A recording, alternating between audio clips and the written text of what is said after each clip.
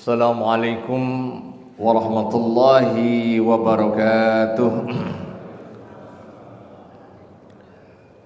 Innal hamdalillah nahmaduhu wa nasta'inuhu wa nastaghfiruh wa na'udzu billahi min syururi anfusina wa min sayyiati a'malina may yahdihillahu fala mudilla lahu wa may yudlil fala hadiya lahu. Asyhadu an la ilaha illallah wa asyhadu anna Muhammadan abduhu wa rasuluhu alladzi la nabiyya ba'dah. Allahumma salli wa sallim wa barik ala Muhammad sayyidil mursalin wa ala alihi wa ashabihi wa man tabi'ahum bi ihsanin ila yaumiddin. Wa ba'du, faqala Allah ta'ala fil Qur'anil Karim, a'udzu billahi minasy syaithanir rajim. Wa'adallahu alladzina amanu minkum wa 'amilus shalihat la yastakhlifannahum fil ardi kama istakhlafa alladhina min qablihim wa la yumakkinanna lahum dinahum alladhi irtada lahum wa la yubadilannahum min ba'di khawfihim amna ya'budunani la yushrikuna bi syai'a wa man kafara ba'da dhalik fa ulaika humul fasiqun. Shadaqallahul azim. Ma'asyiral hadirin jamaah Fathul Ummah yang dirahmati Allah Subhanahu wa taala. Alhamdulillah wa syukrulillah, di pagi hari ini di masjid yang indah megah kita semua bisa hadir dalam majelis subuh. Lalu ada majelis ilmi yang mudah-mudahan menjadi satu bukti bahwa kita sangat mencintai agama Allah, memperjuangkan agama Allah, dan berakhir kita menghadap Allah dalam keadaan sebagai hamba-hamba terbaiknya. Amin ya rabbal alamin. Tema kita pagi hari ini tidak lepas dari momentum Muharram 1447. Muharram salah satu bulan yang diharamkan. Fala tadlimu fihinna anfusakum. Bulan haram berperang, bulan haram bercerai-berai, bulan haram untuk bermusuhan satu sama lainnya. Kalau pemilu digelar di bulan Muharram kayaknya damai ya, nggak ada money politik, dijamin. Muharram.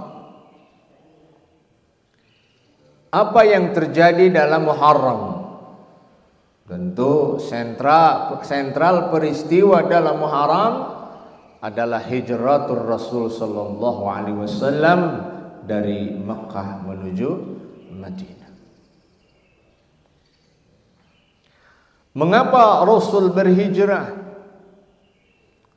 Ada apa dengan Rasul kok meninggalkan kota Makkah? Apakah ada indikasi dia takut, dia kabur dari medan perang, dia lari dari medan jihad? Kalau kita membaca sejarah para nabi, sejarah para rasul, yang paling pertama kita dapati bahwa yang namanya hijrah, yang namanya intiqal, hijrah itu artinya berpindah. Berpindah dari satu balad, tempat, ke tempat lain, karena di sana ada penyiksaan, ada pengkerdilan, ada pengekangan, sehingga tidak bisa beribadah kepada Allah. Nabi-nabi terdahulu juga sudah biasa berhijrah. Ya. Siapa nabi pertama yang berhijrah? Berpindah dari satu tempat ke tempat lain? Tiada lain adalah hijrahnya Nabi Ibrahim, ya, alaihissalam. Beliau berhijrah, berpindah dari tempat kelahirannya ke tempat lain. Intiqal. Bahkan Nabi Lut alaihi salam itu juga berhijrah. Dari mana? Mereka berhijrah dari Irak menuju Palestina. Irak, Palestina jauh, Pak, belum ada pesawat terbang. Irak ke Palestina diabadikan oleh Allah dalam surat Al-Ankabut. Apa itu? Fa'amana lahu Lut. Maka berimanlah orang-orang di sekitarnya kepada siapa? Kepada Lut alaihissalam. Wa qala fa'amana lahu Lut. Wa qala inni muhajirun ila rabbi. Lut berkata, sungguh aku akan berhijrah kepada Tuhanku. Ya. Innahu huwal azizul hakim. Sungguh dia adalah zat yang maha perkasa lagi maha bijak. Nabi Lut berhijrah. Hari kita kapan ibu hijrah? Para sanlot, santri kolot? Ini sanlot ini? Atau santri nyolot? Nah, ada pemuda hijrah. Belum ada nih kakek-kakek hijrah ini. Nenek-nenek hijrah. Ada yang berhijrah dengan gaya pakaian. Ada yang berhijrah dengan suasana pencitraannya, suasana kata-kata, suasana verbalnya dan lain sebagainya. Nabi Lut jelas mengatakan inni muhajirun ila rabbi. Hijrahnya itu ila rabbi. Hijrahnya ke jalan Allah. Lebih taat kepada jalan Allah, lebih kuat beribadah di jalan Allah, itulah hijrah. Tadinya STMJ, tahu STMJ? Salat terus maksiat jalan. Masih ada? Hijrahlah. Masa salat masih maksiat? Ya? Dulu masih darmaji dahar 5 ngaku siji. Di mana itu? Di kantin Al-Fatul Makkah, Fatul Ummah ini. Kantinnya ada ini, restonya? Belum ada. Ini masjid megah harus ada restoran Fatul Ummah. Amin. Nanti di depannya ada rumah sakit Fatul Ummah. Amin. Rumah siapa yang digeser nanti? Kalau Bapak berkunjung ke Kairo, kota Kairo, itu ada masjid legendaris di Kairo namanya Masjid Rabi'ah Al-Adawiyah. Megah masjidnya, Pak. Di depan Masjid Rabi'ah Al-Adawiyah itu ada rumah sakit besar. Mentereng, megah. Apa masjid nama rumah sakitnya? Rumah sakit Rabi'atul Adawiyah. Di samping kirinya itu ada business center. Siapa pemiliknya? Business center Masjid Rabi'atul Adawiyah. Di kanan juga ada bangunan hall atau apa semacam aula besar, dipakai acara-acara besar. Itu juga disebutnya apa? Hall atau apa ya? Ya ruang besar atau apa namanya biasanya? Pokoknya ruang besar untuk Masjid Rabi'atul Adawiyah. Jadi DKM punya rumah sakit, DKM punya apa? Hall besar, DKM punya business center. Mudah-mudahan Fatul Ummah juga nanti punya rumah sakit Fatul Ummah, saingan rumah sakit Al-Islam. Saya di sana sebagai dewan pengawasnya ya.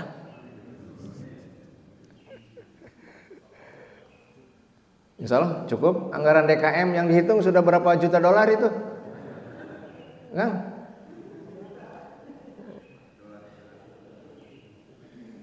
Kayak Ustadz Lutfi ini. Ustadz Lutfi betul ini? Masya Allah. Ini ada mursyid saya. Ada murabi saya Ustadz Lutfi ini. Masya Allah jadi gempur ini. Oh, Ustadz Lutfi ahlan wa sahlan. Masya Allah. Beliau pimpinan saya di UIN Bandung. Ya. Sekarang Masya Allah berkhidmat di sini. Saya tahu beliau ahli berjamaah di Masjid UIN. Sekarang masih istiqomah. Barakallahu fiik. Berhubung ada guru saya, jadi kalau ada kesalahan ceramah saya, itulah tanya aja ke gurunya. Setuju? Ya, tanya. Jadi saya akan bebas ceramah karena ada garansi dari Ustadz Lutfi ya. Setuju? Siapa lagi yang berhijrah? Al-Quran menyebutkan adalah hijrahnya Nabiullah Musa alaihi salam. Dari mana hijrahnya? Dari Mesir menuju Madian. Mesir menuju Madian. Ya, diabadikan dalam Allah Subhanahu wa taala dalam Al-Qasas 22. Walamma tawajjaha tilqa'a Madyana. Tatkala beliau sudah hampir di depan gerbang pintu kota Madian, qala asa rabbi ayyahdiyani sawa'as sabil. Semoga Allah memberikan hidayah kepadaku dengan seluruh-seluruhnya jalan. Ya. Artinya bapak-bapak, ibu-ibu, Masya Allah, 2-3 nabi besar, dari mulai Ibrahim, dari mulai Lut, dari mulai Musa alaihissalam, semuanya berhijrah. Jadi hijrahnya Rasul bukanlah bid'ah, sesuatu yang inovasi beliau, tidak. Dulu juga nabi-nabi terdahulu berhijrah. Memang bapak-bapak, ibu-ibu, 3 hijrah dari siapa? Kita lihat hasil dari hijrahnya Ibrahim. Jelas menghijrahkan seorang Ismail dengan Siti Hajar, jadilah kota Mekah. Nabi Lut juga dari mana? Dari Irak ke Palestina. Ingat, Palestina itu adalah Ardul Anbiya, negeri lahirnya para nabi. Makanya bapak-bapak, ibu-ibu, wajah orang Palestina itu beda. Mereka orang-orang yang bersih wajahnya karena memang negerinya lahir para nabi. Ya. Dan yang menarik, ada nggak orang Palestina yang mau berpindah dari negaranya karena mereka dijajah oleh Israel? Yang ada Pak, pemaksaan Pak. Ketika saya tanya, kamu kenapa nggak meninggalkan Palestina? Bukankah sedang tertindas? Bukankah sedang teraniaya? Mereka mengatakan kalau kami harus meninggalkan Palestina, apalagi meninggalkan Al-Aqsa, siapa yang akan menjaga Al-Aqsa? Untuk sholat Jumat di Al-Aqsa itu perjuangannya berat. Masjid harus diisi oleh para jamaah-jamaah yang kuat agar tentara Israel tidak mengobok-obok kesucian Masjid Al-Aqsa. Berat sekali. Kalau kami meninggalkan Palestina, apa jadinya Palestina ini? Yang ada itu dipaksa Pak. Kemarin ada dokter dari Jordan datang ke kami, Dr. Bakar Said. Beliau imigran dari Palestina ke Jordan karena memang dipaksa. Namanya nakbah. Waktu 48 dipaksa keluar. Tahun 70 dipaksa keluar. Ini dipaksa Pak, evakuasi massal. Tapi dalam kondisi Gaza, Jalur Barat, Ramallah, apalagi yang di Al-Aqsa, Yerusalem, mereka tidak pernah akan meninggalkan Baitul Maqdis sampai kapanpun. Gimana Ustaz Lutfi, perkembangan terakhir roket Israel berhenti ya? Masih? Masya Allah. Bapak gimana Sanlot? Senang tuh dengan roket Iran? Ini ada wajah Libanon ini. Ini dari Libanon beliau ini. Libnani atau Maghribi? Hah? Atau Manusia atau Venusi? Ini banyak para petinggi di sini, Masya Allah, wajahnya ngeri ini. Ibu, gimana? Lihat roket Israel? Mantap? Hebat? Setuju? Oke, kalau Bapak Ibu setuju dengan roket Israel menghantam Iran menghantam Israel, kalau satu saat Venus 1 diserang oleh misil Iran, siap? Kata Dr. Bakar kemarin ke kampus Lutfi, hati-hati dengan jebakan konflik Iran-Israel. Kenapa kata dia? Ini bukan masalah akidah kata dia, tapi adalah harbul masalih, perang kepentingan. Maksudnya apa sih kata saya?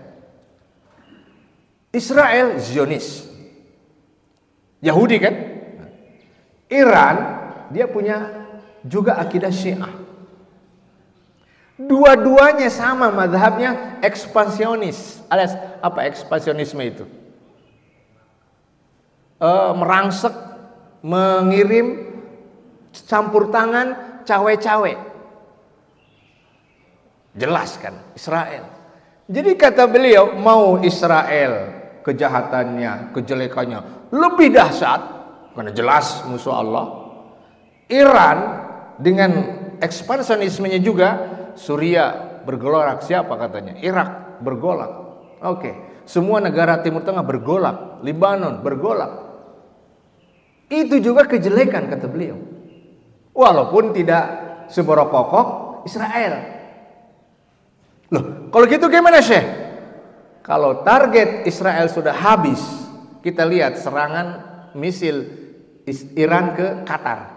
Betul itu nembak pangkalan militer Amerika di Qatar. Tapi lihat katanya, next kalau beres semua, tinggal negara-negara Sunni yang tidak mau tunduk itu akan dihabisin oleh roket-roket Al-Fatah, roket-roket apalagi yang melebihi 2000 km hanya berapa menit Ustaz Lutfi? 7 menit saja 2000 km. Siap ibu diroket sama Iran? Siap? Jangan. Jadi kata beliau, kesalahan terbesar negara-negara Sunni itu negara-negara Ahlus Sunnah adalah tidak siap dengan persenjataan seperti lawan. Iran kuat di udara, kuat di rudal, peluru terkendali, presisinya coba hebat. Mossad hancur, kemudian bunker rumah sakit militer hancur, hebat betul. Walaupun saya nggak tahu itu apa real atau agak ini, wallahu alam. Tapi kalau negara Timur, siapa negara Ahlus Sunnah yang punya nuklir, yang punya kekuatan seperti hanya Iran, hanya Pakistan, Pak. Indonesia karoket aya oge. Naon deui sok? Orang lain roket, urang mah karoket. Dahar deui. Bosor rudal paling bisa naon deui, Bah? Astagfirullah. Kayak ya Habib. Muskilah. Ini Arab ya? Ustaz Lutfi. Arab. Arab ini pemilik Islam, Pak. Kalau kita hanya pemeluk, Pak. Beda, Pak. Hanya Pakistan, Pak, yang bisa mengimbangi India kemarin. Lihat. India coba-coba ekspansi, menyerang dengan pesawat udara, 4 hari keok mereka diserang balik oleh Pakistan. Kenapa? Kekuatan udara Pakistan hebat. Belum nuklirnya, Pak. Arab Saudi nggak bisa, Pak. Qatar, negara-negara Teluk, Emirat lagi agak burokokok tak Emirat. Pro Israelnya berlebihan. Jadi kata beliau, muskilah terbesar umat Islam Sunni tidak seimbang persenjataannya dengan lawan. Jadi kalau Penus 1 nanti diroket oleh siapa? Iran, tong kagetnya, udah kita mah karoket aja terusnya.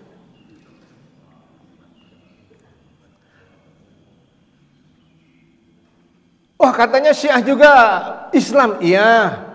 Tapi kita punya perbedaan. Alirannya juga banyak, betul. Ada yang moderat, ya kita seperti Syiah Zaidiyah, itu agak mirip-mirip dengan kita. Tidak terlalu mencela sahabat-sahabat di luar Ali bin Abi Thalib, lumayan.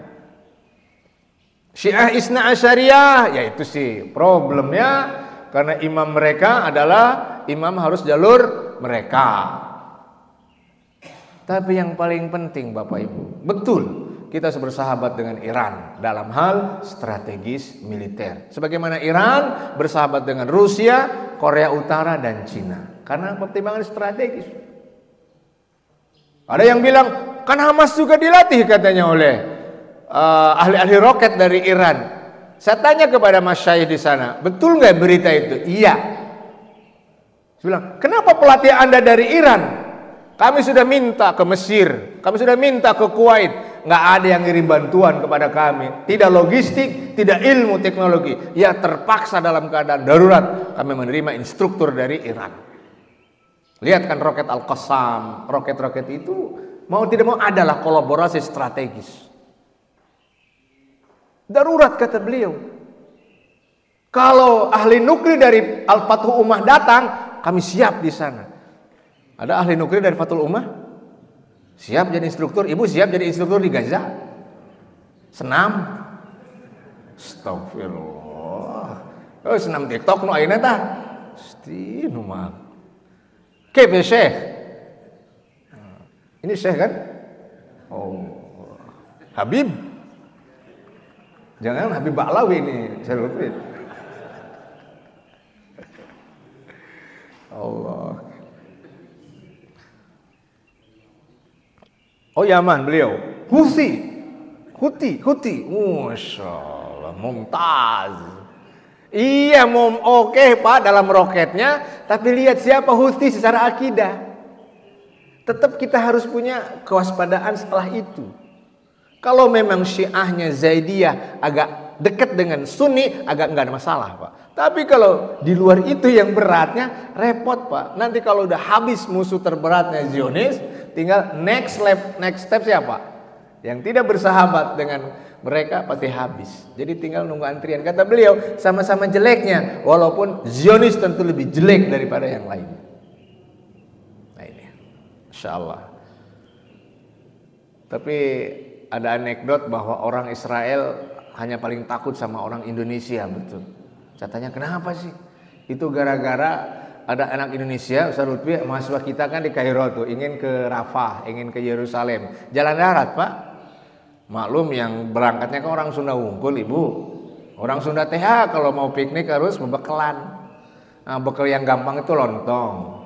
Ada masalah di Kairo, susah cari daun pisang. Jadi terpaksa pakai lontongnya kertas aluminium foil. Buatlah lontong di kertas foil. Lontong kan bulat-bulat itu ya, bulat-bulat. Simpanlah ke tas, berangkat. Pas di checkpoint di border, semua kan diperiksa oleh metal detector. Tiba-tiba teman yang bawa tas berbunyi itu Lutfi. Si Israel sudah siap. Open your bag, iftah, buka. Dengan tenang dia buka, lalu ambil belewok di dahar. Israel langsung geleng, gila katanya, majnun, bom di dahar. Dari sananya mereka takut sama orang Indo. Bisa karena amunisi Pak. Allah.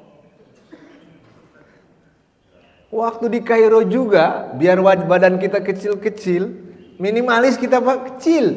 Tapi di hadapan preman Kairo kita disegani. Kenapa?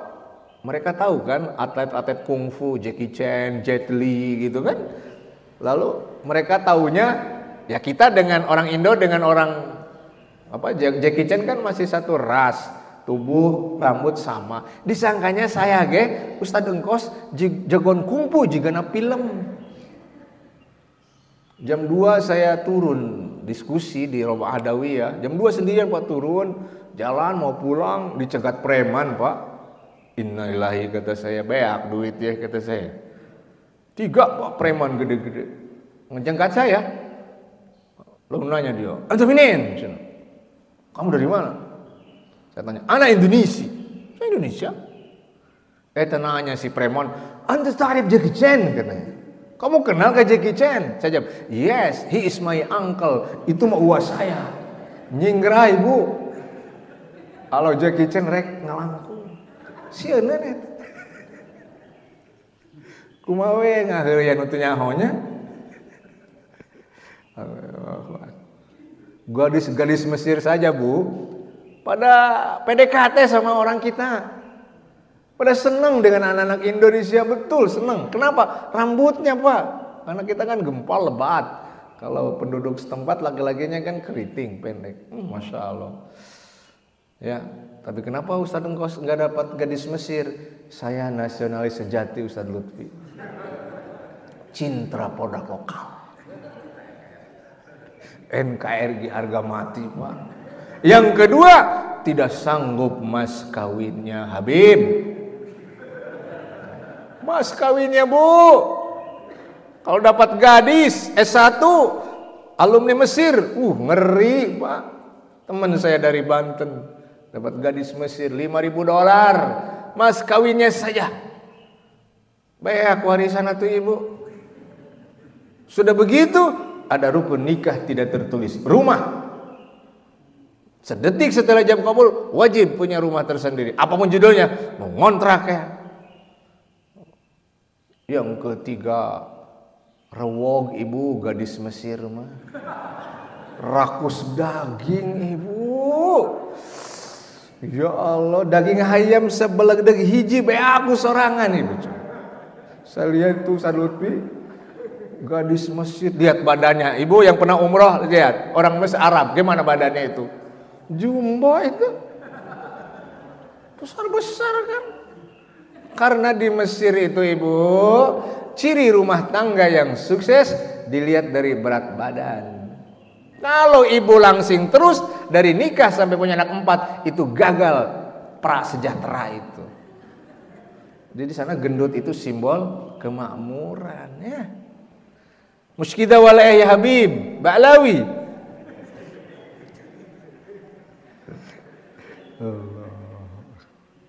Nah itu. Baik, kita kembali ke laptop ya. Bahwa hijrahnya Rasul sallallahu alaihi wasallam adalah hijrah yang betul-betul strategis. Pertama, fahami saya katakan, hijrahnya Rasul bukanlah firar, kabur dari medan perang. Artinya bukan takut dari jihad, ya, bukan takut pengecut, tidak mau berhadapan dengan resiko perjuangan, tapi di sana ada i'dad, persiapan, di sana ada planning. Di sana ada siasat-siasat cerdas. Memaksakan bertempur fisik dalam kondisi minoritas berat. Oke, makanya hijrah menjadi jalan terbaik agar komunitas yang masih minor itu bisa eksis. Maka Rasul membiarkan hijrah ke Habsyah, Ethiopia. Itu hijrah pertama walaupun kelompok kecil. Kedua, hijrah kubronya tentu ke Madinah Al-Munawwarah. Semuanya adalah persiapan, semuanya adalah strategi, semuanya adalah, kalau kata para ulama, bentuk tawakal tertinggi dalam sejarah kemanusiaan adalah hijrah. Dr. Bakar kemarin mengatakan, ketika hijrah itu dilakukan, betapa beratnya beliau berhijrah. Berat sekali, tenaga, fisik, logistik. Sampai beliau bertanya, mana kendaraan Al-Buraq yang dipakai beliau ketika apa? Isra dan Mi'raj. Kenapa Allah tidak mengutus Jibril dengan kendaraan agar cepat berpindah dari Mekah ke Madinah? Berapa ratus kilo Ustaz Lutfi? 600 ya? 600 kilometer. Sekarang pakai wush 2 jam Mekah Madinah. Artinya ini sebuah persiapan yang agung. Sampai Allah tidak memanjakan beliau dalam hampir 1 bulan 5 hari dalam perjalanan hijrah itu. Kenapa? Ini adalah tawakal level tinggi. Level tinggi. Hijrah Rasul sallallahu alaihi wasallam, ya, bukan pula kabur dari takdir. Ya, kita kan takdirnya tertindas, kita takdirnya terjajah, terpinggirkan. Ya udahlah, terima aja apa adanya. Ada nggak yang suka begitu? Ketika kita kalah, udahlah takdir. Bukan keluar dari takdir, melawan takdir, ya, tetapi adalah apa? Hijrah itu sebuah drama, sebuah fragmen yang di sana banyak cerita, yang di sana banyak legenda-legenda yang betul-betul hebat, yang pantas menjadi pelajaran bagi generasi-generasi sesudahnya. Nah, itu. Kalau tidak ada hijrah Rasul, tidak ada muharraman seperti ini. Ya, saya nggak tahu apa kebetulan atau tidak, ini kemenangan perang 12 hari Iran melawan Israel bertepatan dengan muharramannya mereka, Asyura nanti. Makanya mereka bergembira ini. Kemenangan Asyura didahului dengan kemenangan apa? Melawan Israel 12 hari. Allah alam. Hari kita menang apa tuh? Nanti muharraman apa itu ya? Pawainya, pawai obor. Masa siang hari pawai obor? Hadirin yang dirahmati Allah Subhanahu wa taala. Baik. Apa yang diwariskan dari hijrah Rasul sallallahu alaihi wasallam sehingga menjadi teladan, menjadi inspirasi, menjadi energi bagi kita sekalian? Apa sih the best chapter dari hijrah ini? Agar kita menjadi umat yang bangkit, punya energi, punya semangat terus. Ya. Tahun ini saya lebaran di Freeport, Ustaz Lutfi. Laku kemarin saya di Freeport Pusat. Baru dalam sejarah khutbah saya, khutbah yang paling legendaris, Pak. Dikawal oleh Brimob bersenjata, TNI dengan senjata, dan marinir Amerika. Hebat nggak ini? Karena saya langsung di Tembagapura, di lapang bola Freeport Pusat. Dulu Agim di sana, Profesor Nazaruddin Umar juga di sana, lalu Kiai Miftah juga pernah ke Freeport. Saya merasakan betul khutbah yang paling bersejarah karena dikawal oleh tentara. Dari Timika ke pusat, Timika ke Tembagapura, pusat Freeport, itu pakai 2 jam bus anti peluru. Yang kita naik busnya sudah nggak lihat kehidupan, Pak, karena pakai baja 5 mili, 5 senti. Kelap aja. Istri saya, jamaah saya nanya, Ustaz aman di sana? Lebih daripada aman. Aman, alhamdulillah. Karena setiap 2 kilo ada posnya, ya aman lah. Karena ini pusat Freeport. Saya punya kenangan. Apalagi ketika jamaahnya, kalau jamaah Id kemarin di sini pakai uniform seragam Id kan? Saya di sana dari hampir 75% jemaah saya semuanya pakai pakaian tambang. Lucu, Pak, mau khutbah jemaah apa? Idnya pakai pakaian kerja. Kenapa? Karena habis khutbah mereka kerja. Hanya dulu waktunya 4 jam istirahat. Anda bersejarah sekali. Saya melihat muslimnya hanya 8.000 dari 35.000 pegawai Freeport. Alhamdulillah YMM, Yayasan Masyarakat Muslimnya bagus. Ada 8 masjid dari Highland Freeport atas Tonggo dan Lowland atau Tonggo teh apa lawannya? Handap dihandap teh naon? Lebak. Nah, aya Lebak Freeport, aya Tonggohnya ada itu. Ada 8 masjid, Pak. Yang paling takut saya waktu di Lowland, di Lande. Kalau di Lande mah itu saya bersatu dengan orang Timika. Hutan di belakang saya masjid itu, Pak. Mes saya masjid. Waduh, kalau diserbu KKB menurutnya habis deh saya. KKB, Pak. Masjid saya mesnya bagus. Tempatnya Habib Ja'far, waktu katanya Habib Ja'far di sini, saya tidur di sana. Insyaallah, menarik. Ya. Baik. Sebelum kita nyabu sarapan bubur ayam, kita lanjutkan dengan pertama kata beliau ya. pelajaran berharga dari hijrah Rasul adalah as-sidaqah, alias apa? Jalinan pertemanan yang legendaris, yang sangat fenomenal antara Abu Bakar dan Rasul Sallallahu Alaihi Wasallam. Ibu punya bestie.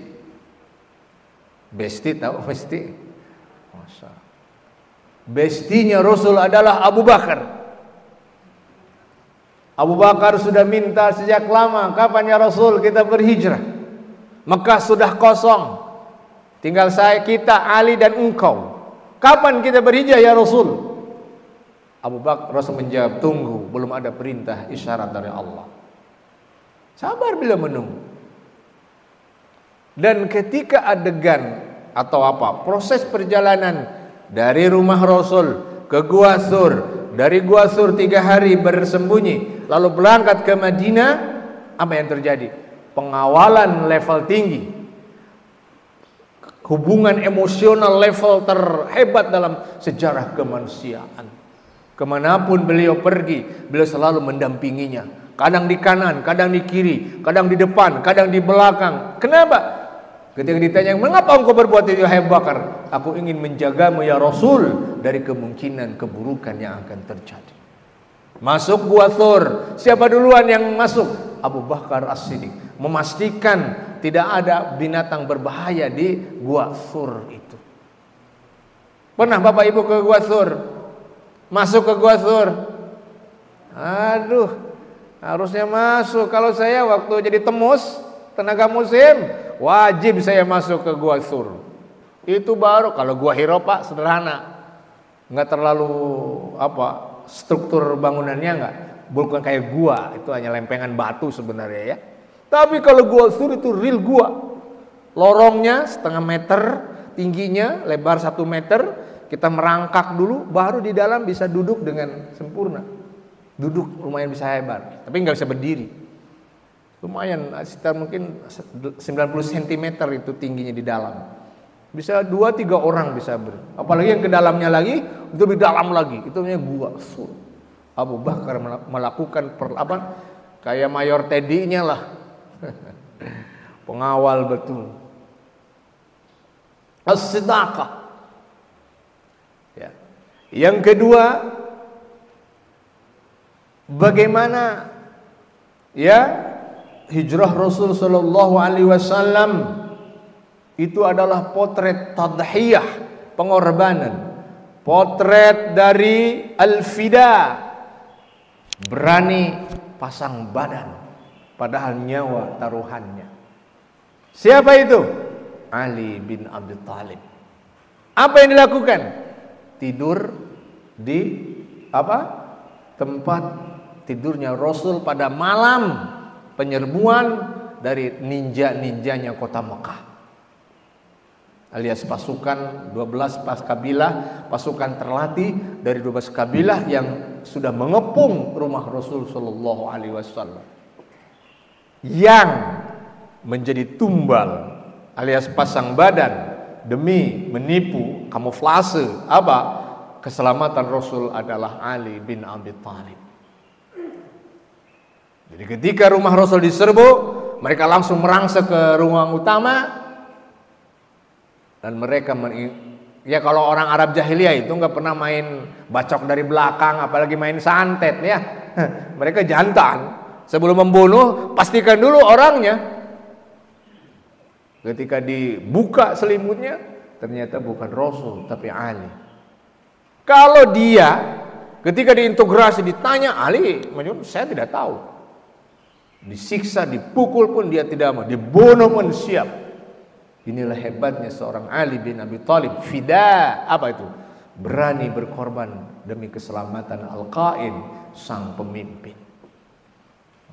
Ya, sang pemimpin. Ini butuhlah heroisme.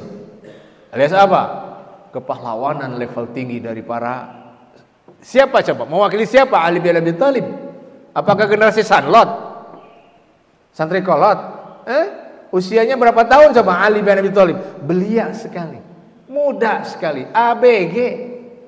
Betapa seorang remaja seperti Ali berhadapan dengan kekuatan besar, dengan nyali besar, agar apa?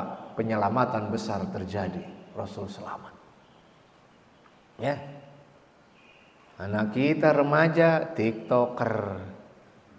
Nah, apalagi Bu, incu ibu gimana? Game. Apalagi? Aduh, Masya Allah.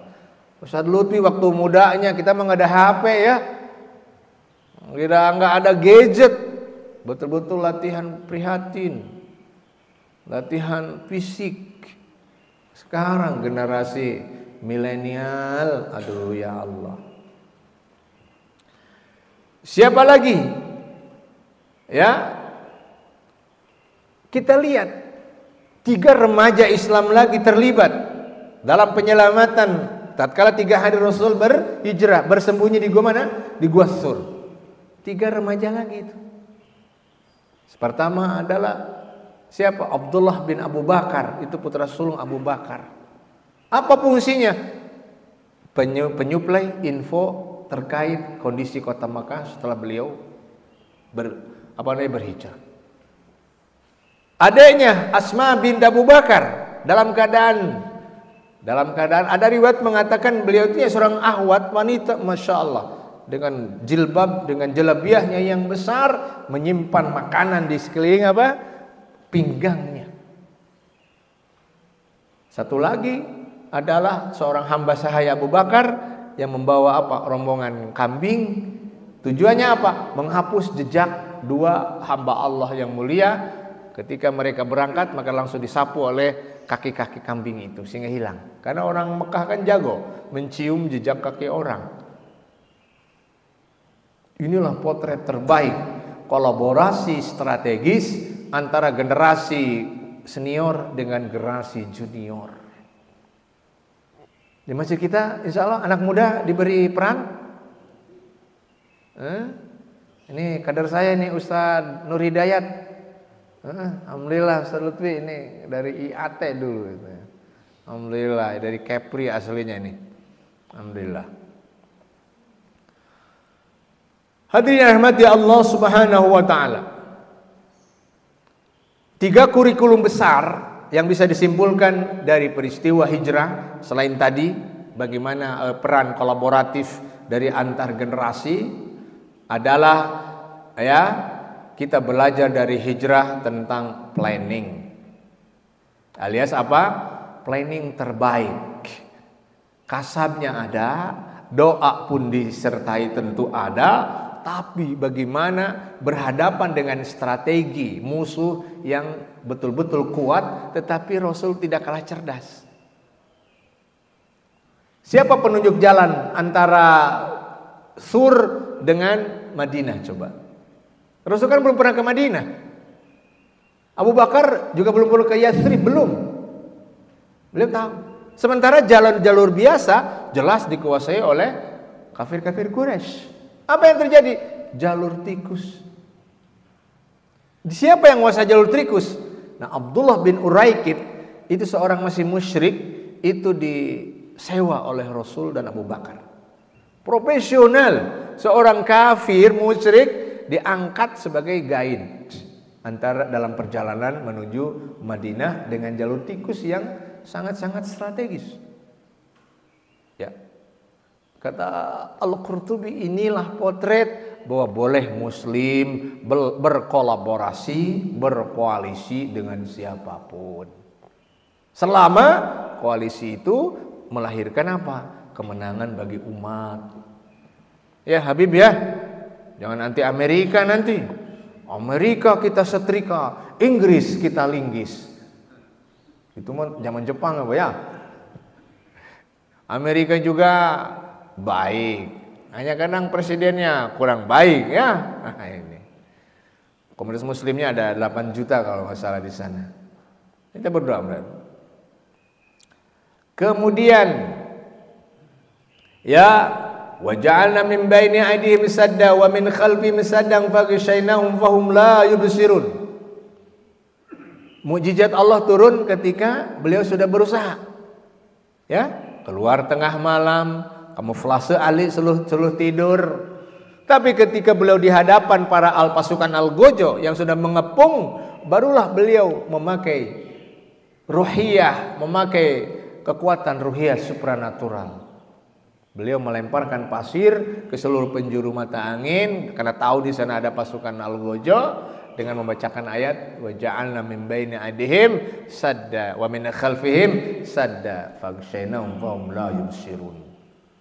Ini ilmu apa ya? Ilmu sirep ya? Jamaah mah nggak usah pakai ayat ini ya, cukup dengan khutbah Jum'ah, bapak-bapak langsung sare ya, nggak usah pakai ayat sirep. Masalah, betul bah? Masalah. Di sini ada CCTV-nya, coba rekam itu jamaah RT berapa itu yang paling khusyuk ketika Jumat. Habib gimana Habib? Enggak, masih sadar? Awas ini. Mbak Lawi tidur terus, kita doakan supaya nggak bangun-bangun nanti.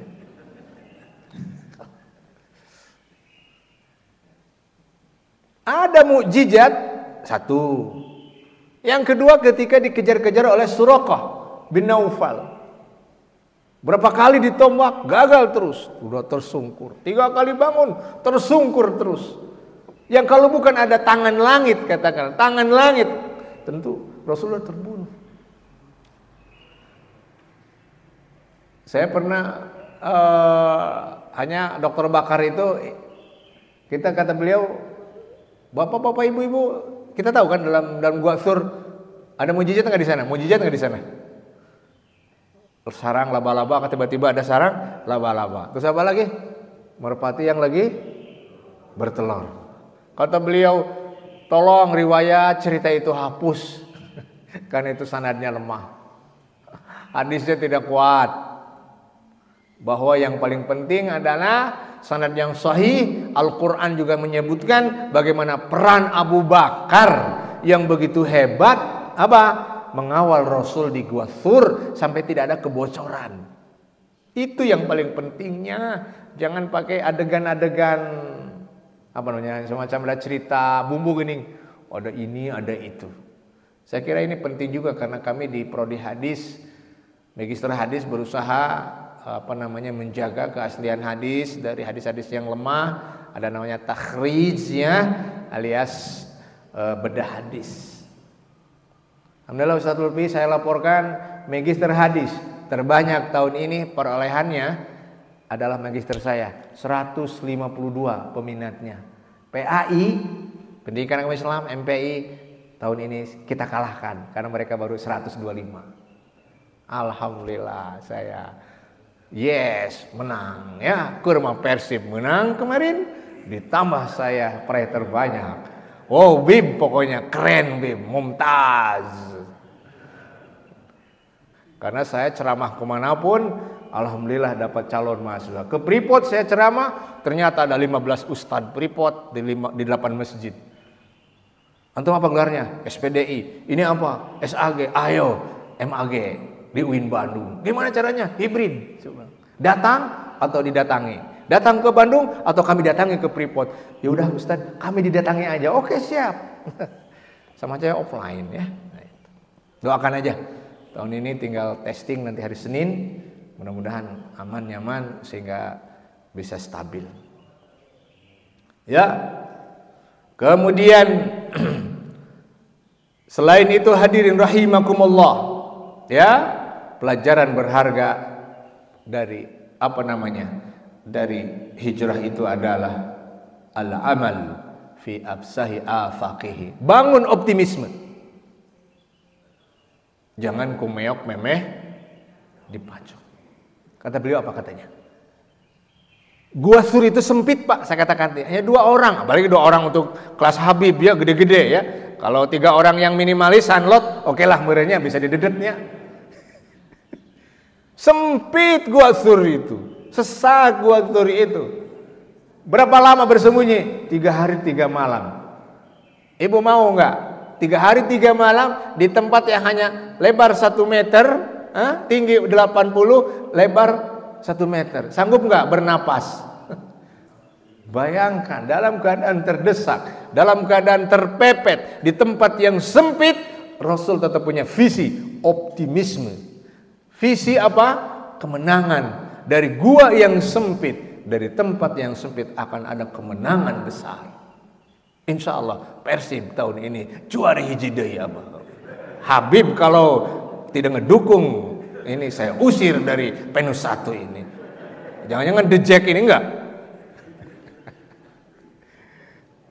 Alhamdulillah saya dengan diplomasi, saya ini botak Bu, bobotoh takwa jadi tapi itulah Ustaz Lutfi, kalau saya sibuk ceramah, sibuk kemana-mana, lupa dengan ngadoakeun Persib, itu biasanya goreng mainnya Bu. Itu kalau saya, pas Persib main Liga di Palembang, saya lagi hajian, saya berdoa di tanah suci. Allahumma ansur Persib, wahzim ada'a Persib, menang Ibu. Makanya kunci kemenangan Persib adalah hajikan Ustadz Engkos oleh Haji Umuh setiap tahun, maka Persib menang BIM. Ya. Alhamdulillah kemarin umroh menang deui gitu ya. Apa? Al-amal fi absahi afaqihi. Terakhir hadirin rahimakumullah, bagaimana Rasul sallallahu alaihi wasallam proyek besar setelah tiba ke Mekah, Madinah Al-Munawwarah adalah proyek membangun SDM dari nol menuju kebangkitan masyarakat, bahkan lahirnya ad-daulah, nation atau state, negara. Ini yang paling penting. Terusir, terpinggirkan, gerilya terus ngaji tidak bisa, tapi lama kelamaan dari sebuah jamaah menjadi masyarakat, menjadi sya'ab, bangsa, dan terhadap sebuah negara dengan pijakannya 3. Apa tadi? Membangun masjid dulu, Kuba yang dibangun.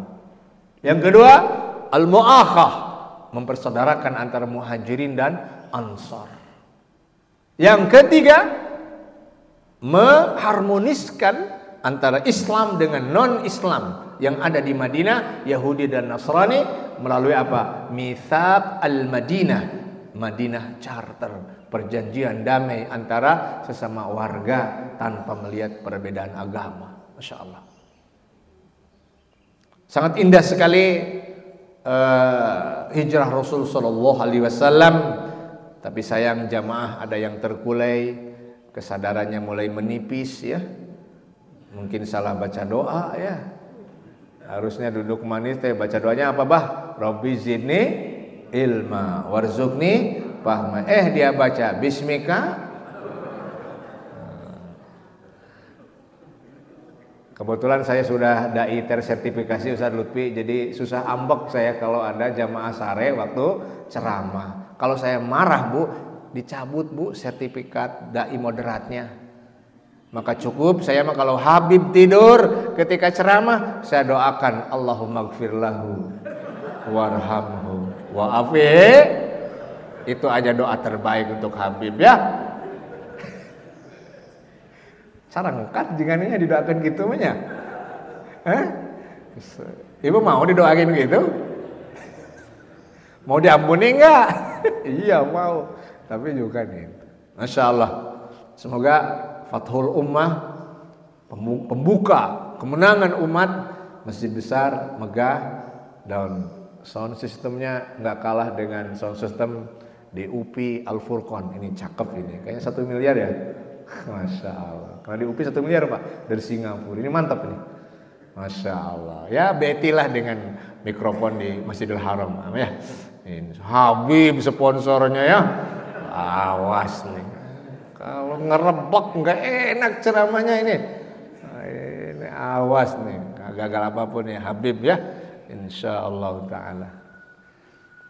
Baik, karena ada dialog pertanyaan, fadhol barangkali.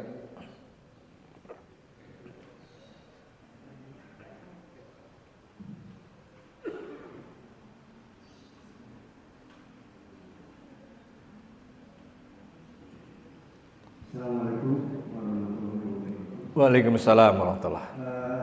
Saya tidak bisa membayangkan tadi pada waktu Nabi di gua yang sempit sekali dengan kondisi gimana Ustaz? Duduk atau kan tingginya cuma 80 ya? Betul. Tidak bisa saya bayangkan gimana. Assalamualaikum warahmatullahi wabarakatuh. Sama Pak, saya dengan pakaian kemus tenaga muslim, petugas haji Indonesia, merah putih di sini. Pas merangkak kan hanya 60 cm kurang Pak, harus merangkak dulu, baru bisa tenang di dalam.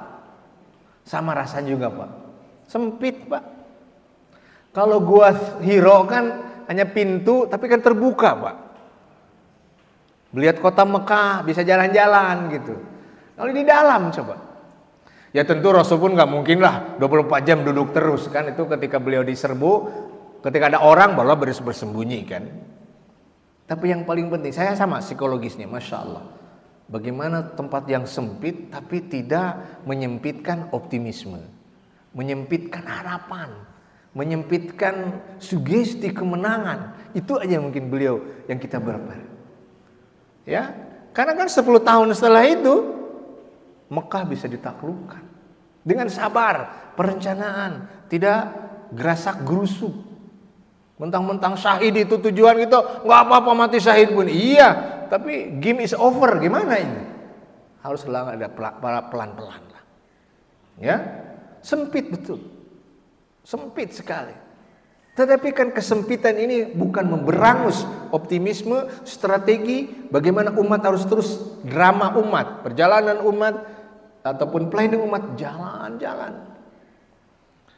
Makanya saya kebetulan Ramadan beberapa kali di negara non-muslim, minoritas muslim kan, Australia. Sedih Pak, muslimnya hanya 900.000 dari 25 juta Australia. Mau Jumatan, di sini Jumatan kemarin berapa? 11.56 ya, langsung khutbah, betul kan? Nah, kami di sana nunggu 1,5 jam Bu, baru bisa Jumatan. Kenapa? Nunggu jamaah bah. Coba selalu bisa kali-kali di sana, nyantai di sana mau 1:30 baru mulai Pak. Itu pun masih ada yang masbuk ketika saya khutbah 2 bib, masih baru yang datang. Nah jauh-jauh, 1,5 jam perjalanan menuju ke masjid. Seperti saya di Melbourne, itu di masjid di Westall, di dekat Monash University, kita 1:30 baru mulai.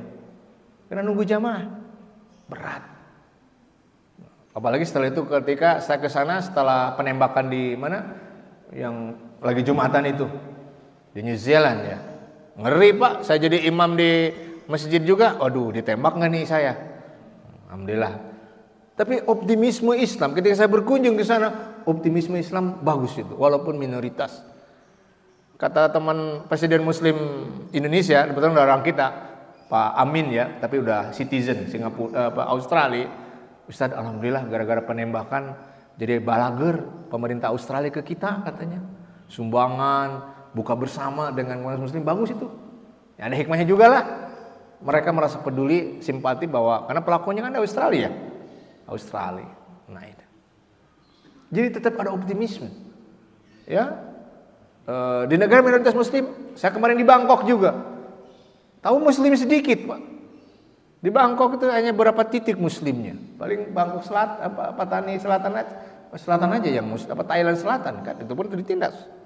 Tapi saya melihat ada geliat, ada optimisme, ada strategi. Memang umat harus sabar dulu.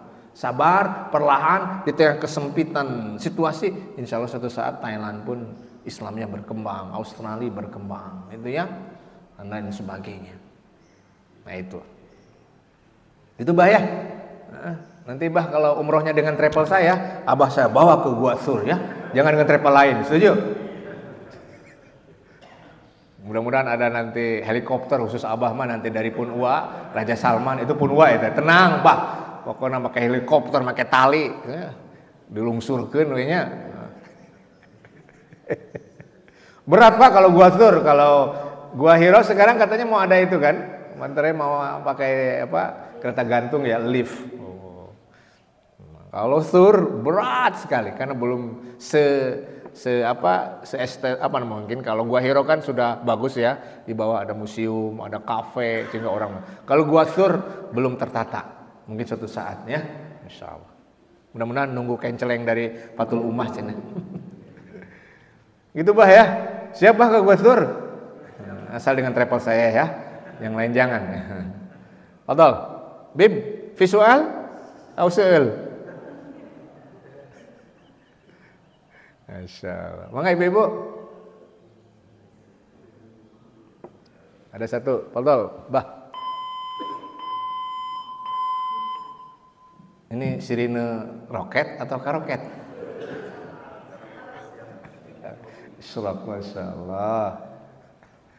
Ya, Assalamualaikum warahmatullahi wabarakatuh. Waalaikumsalam warahmatullahi wabarakatuh. Pak Ustaz, saya tertarik dengan yang dipaparkan oleh Pak Ustaz tentang masalah perang antara Iran dan Israel pada saat ini.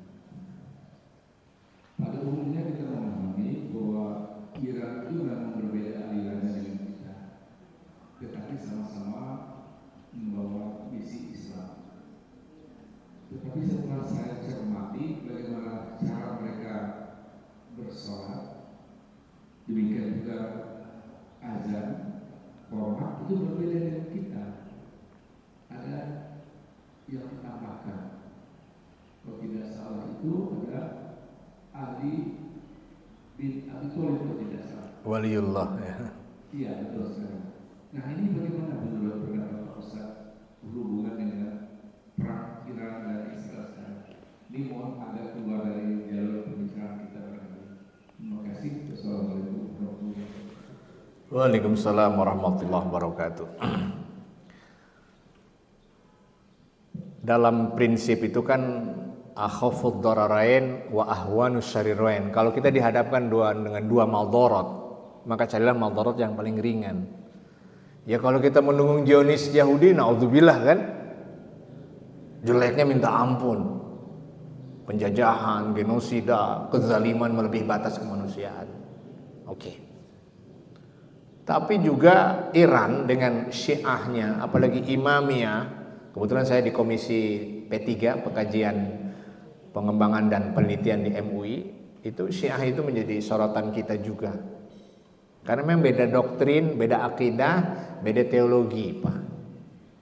Ya, imamah kita berbeda dengan imamah mereka, sholat dan lain sebagainya. Makanya yang paling Al-Azhar dulu, Grand Al-Azhar, Syekhul Azhar, Muhammad Shaltut pernah mencoba ada upaya takrim, apa semacam apa ya, udahlah harmonisasi antara Syiah dan Sunni. Karena orang Syiah kekeh ingin datang ke Al-Azhar, ingin mengajarkan Al-Azhar Syiah di kampus Al-Azhar. Diskusilah dengan beliau, oke. Kalau gitu mari saya juga ingin mengajarkan Sunni di kampus Syiah. Ternyata ditolak oleh mereka. Aneh kan? Giliran ingin ngajarin Syiah di Al-Azhar mau, tapi kalian kami ajarkan Sunni di kampus Anda siap nggak? Nggak mau, Pak. Yang gimana? Nggak imbang. Sehingga proses itu kita ambil hikmahnya sajalah. Betul, heroisme Iran hebat 12 hari. Nuklirnya tidak terganggu. Misil balistiknya katanya masih banyak, Pak, di bawah bunker mereka masih banyak stoknya, ya. Nah, gitu. Ilmuwan mereka hanya 2% Pak yang terbunuh. Ya. Dekan saya pernah ke sana, Prof. Muntasolihin, ngeri. Lihat militansi thalabul ilmi orang Syiah. Mereka tertekan, tetapi mereka jenius dalam mencari mengembangkan teknologi, Pak. Hari kita kan dikir terus, wirid terus, sholawatnya digederkan. Roket nuklir nggak dipikirin. Nah mereka itu tahu dalam situasi ini. Saya pikir ada hal yang positif dari segi apa? Struggle-nya orang-orang Syiah di tengah tekanan puluhan tahun di embargo. Tapi masalahnya kata Syekh Bakar tadi, kalau Zionis sudah habis, kalah, kita bersyukur. Kiamat sudah dekat mungkin ya. Lalu ternyata tinggal proyek kedua adalah menjinakkan negara-negara Sunni. Kalau negara Sunni tidak jinak, akan dihabisin juga. Hanya tinggal nunggu antrian, Bah. Apa masih ada nanti di Penus berapa, Bah? Nanti di Senteku balistik. Nah ini. Jadi kita waspada juga. Makanya yang paling gampang teori Pakistan yang hebat. Kalau dunia ingin aman, seimbanglah dalam persenjataan. India punya nuklir, saya punya nuklir. Kalau kita ingin perang together, ayo kiamat jama takdim. Ayo kan. Tahu jamaah takdim? Ini Indonesia nggak punya roket, nggak punya peluru kendali. Yang ada peluru terkendala ya. Ijazah palsu. Hoax. Habib, gimana nih Bib? Ini saya lihat Habib ini kayaknya Yaman apalagi ini. Ya Allah Akbar. Mohon maaf, afwan dulu nih kalau nanti nggak bisa ke Yaman saya. Nah ini. Jadi intinya waspadalah dengan titik-titik kejahatan kalau ya keburukan nanti, tetapi tetap memang mereka masih ada irisan. Salat, tauhid mirip dengan kita. Al-Quran juga, walaupun mereka kemarin kita tanya gitu, katanya ada ini surat Abasa wa Ta'ala kau tolak ya, kita tanya ya. Kan mereka nggak mau ada surat Abasa wa Ta'ala, itu mereka mengatakan itu nggak pantas masuk Quran. Kenapa? Loh itu kan teguran kepada Rasul. Rasul kan maksum. Masa ada ayat negor sendiri katanya. Itu mereka nolak surat Abasa, Pak.